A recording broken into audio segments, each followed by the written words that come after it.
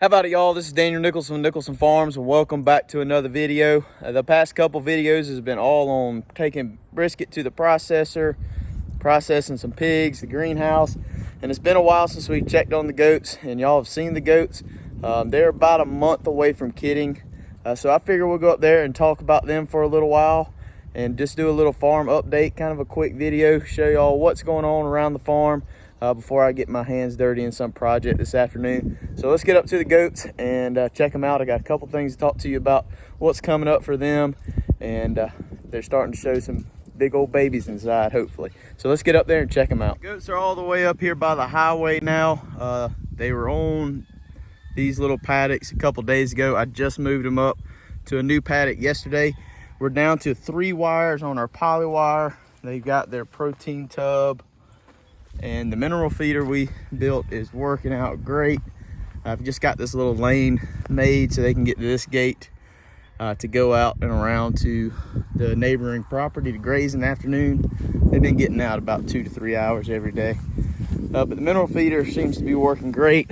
We've had some rain, and this stuff is still pretty loose, so it's not getting wet. It's just what we wanted. But here's all the girls. As you can see, they're starting to get wide. We got several mamas in here that's pretty wide, and we're starting to have several signs of pregnancy. Let me see if I can get behind them and show you their udders. We're starting to get to the point where we can start telling who is actually bred. Goats are a little different than cows. They'll start developing udders about a month before they're due, whereas a cow kind of drops towards the end pretty close.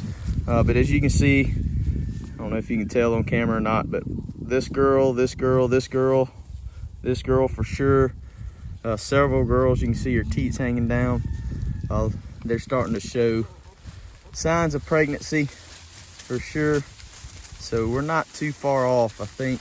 Let's see, today is March the 2nd.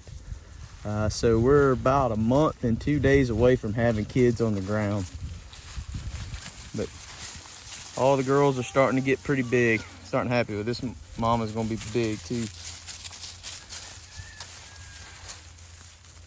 Starting to get wide. They're getting anxious to get out, so we'll go ahead and open the gate and let them out to the neighbor's property. Just said it was March the 2nd, and it's 80 degrees or 77 degrees here in South Carolina right now.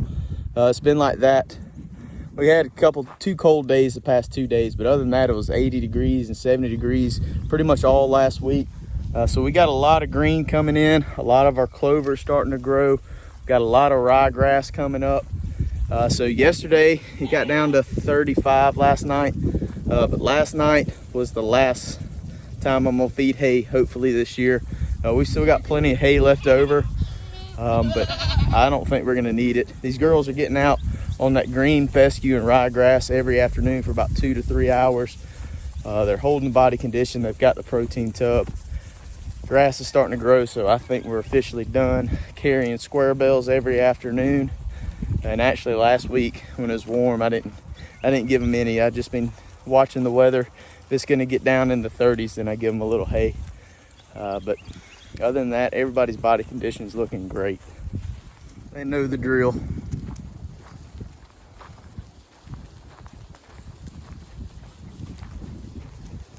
They're headed straight to where they're supposed to be going. So they're gonna go off and graze for several hours. As long as I'm here, I'll leave them out. I put them up before I go home. But Fridays and Saturdays are my days off, and I've been letting them out all day long with no problem. I walked this whole fence about a week ago, and I only saw one spot that's kind of questionable, but as much forage is out here, I'm not too concerned about them getting out. I might eat those worms later, but other than that, they should be fine. There's an old pond right in here that's got a creek that goes over on the other side of that hill, and it's got water in it. Goats do not like water, so I'm not worried about them going that way. And everything else is this net wire like this. There is a couple spots that's a little high, as you can see right there up towards that house. Just focus on but all I need to do is move some T-post clips and get that fixed. Other than that, just right beside our yard's probably the worst spot, which is fine if they come back in the yard. I did put some water out here for them, just to keep them hydrated so they didn't have to come all the way around and go back through the yard to get water every afternoon. I have several videos about the goats coming up. They are a month away from kidding, a month and 2 days. I'm waiting on the feed mill to call me now to come pick up some bulk feed. Hopefully they'll call tomorrow and I can go get that tomorrow, because on Friday we're supposed to start upping their nutrition again, getting them ready for kidding. I'd like to give the nannies additional nutrition a month before kidding. They've been on that protein tub, but I'm gonna go ahead and start. I'll probably start about a half a pound per day and work up to a pound per day, or I might just go to the full pound. I think these girls can handle it. We're just gonna go ahead and up their nutrition, help finish off all the critical growth for that fetus, far as, you know, bone structure, heart, lungs, and all that stuff. Make sure that baby gets off to a good start. Make sure the mom's in good condition so she doesn't drop off after she has the baby. And so anyways, we're going to be making a video on that, and the next week it'll come out for sure. As soon as the female calls, we're probably going to start feeding them, but that's coming up. Also, these girls, in about a week and a half to 2 weeks, I like to give them a CD&T vaccine. That's Clostridium perfringens tetanus. Can't pronounce anything apparently, but I can't pronounce it. I don't have the bottle in front of me, so I can't read it. But we're going to be giving those girls that, so as they start to develop colostrum, that can get into the colostrum that the baby is consuming as soon as it's born, getting it in its system. Going to protect from several things: tetanus, number one, and overeating disease, because our babies will eventually be on a creep feeder and they're going to be having full access to feed. So we want to get that into those girls and kind of just doing a health check on them. I haven't dewormed these girls since before we put the bellies in, so that's over 4 months ago. Haven't seen any signs of anybody being weak or anything, so I haven't really worried about it too much. So we're going to run them through the work pen, probably put them on the scale, check their FOMATRA score. If we have to deworm, we will. We're going to be careful about it. I need to do some research to make sure I'm still correct on the dewormers I can use this close to pregnancy, but I'm hoping I don't have to use it on anybody. Probably need some trim some feet. So in other words, we've got some goat material coming up in about a month from now. There's going to be a lot of goat material as these babies hit the ground. I kind of walked around the other afternoon with a pen and paper and looked at every doe and tried to figure out how many babies we're going to have. I think my guess was 41, so we'll just kind of have to see. Out of 28 does, I had that one miscarry, and I've got a couple of younger girls that I don't think got bred, but out of those 28, I'm hoping for 41 babies, but we'll see. But that's it for the goats. Let's go check on a couple other things. I've got some news about the rabbits, about the greenhouse. So we'll walk down there and check that out. But the goats are just going to chill out all afternoon. The greenhouse y'all haven't seen, but we've got some plants started. But it is warm in here. I'm going to leave this door open for a while.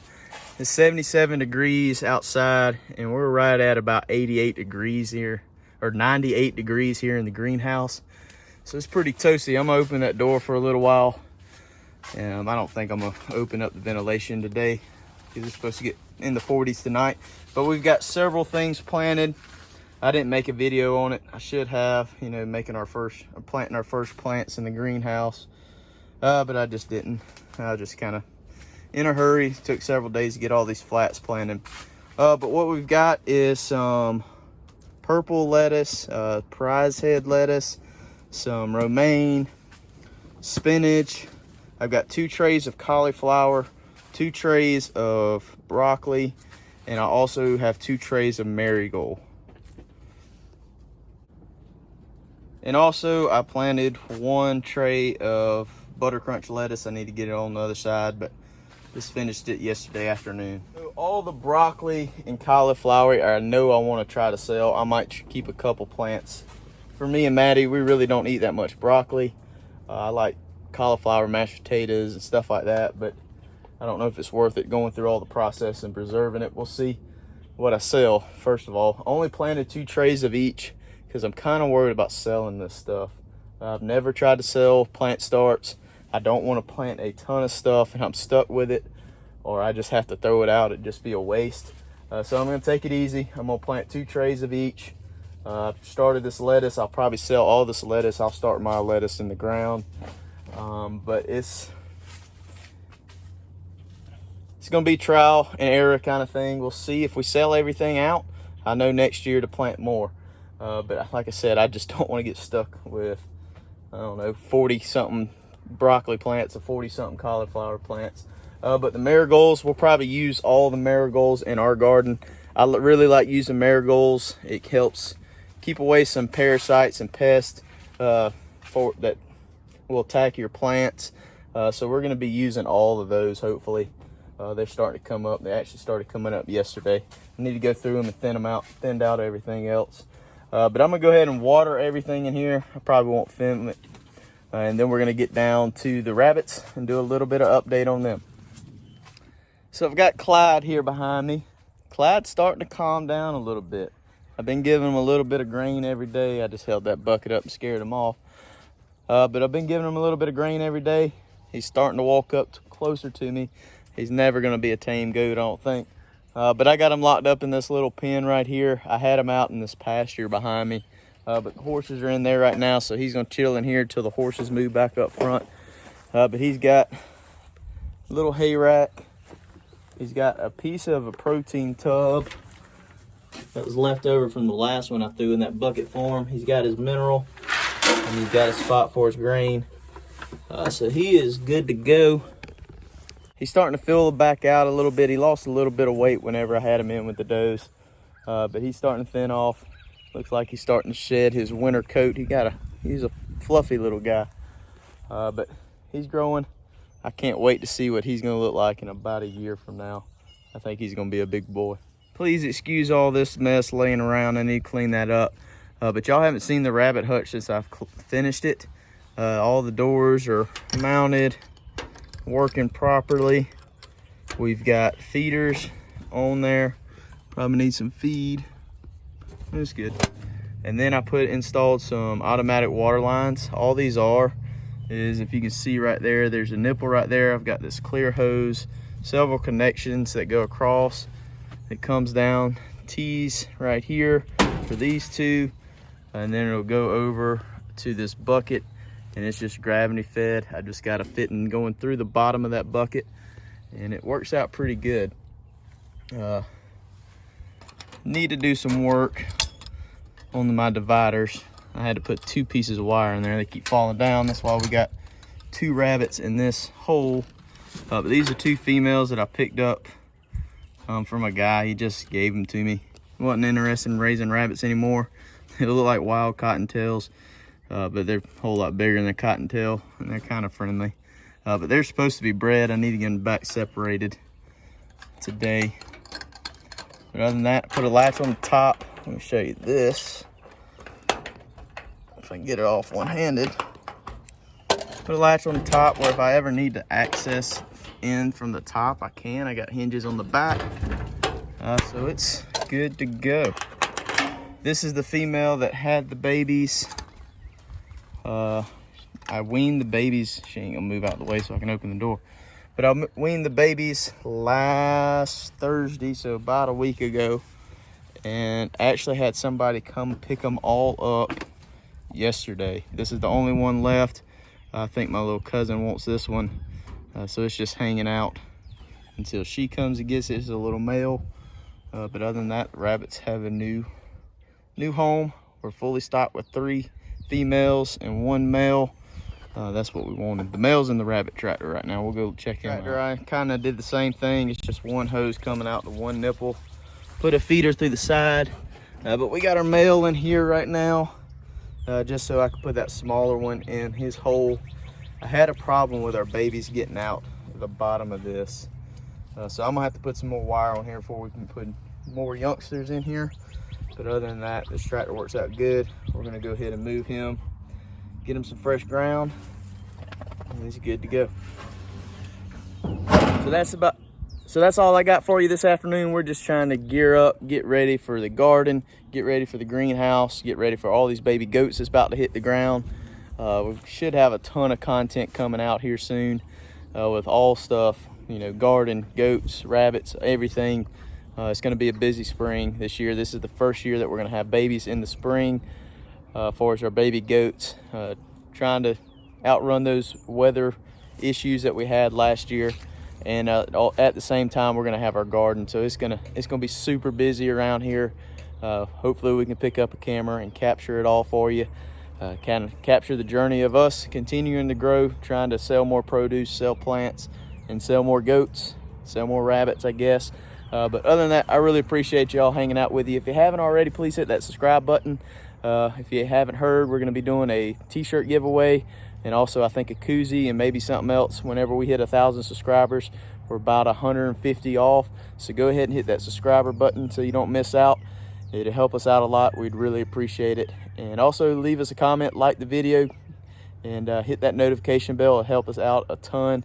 Share our content with family and friends. We'd really appreciate it. But I appreciate it, and we'll see y'all on the next one.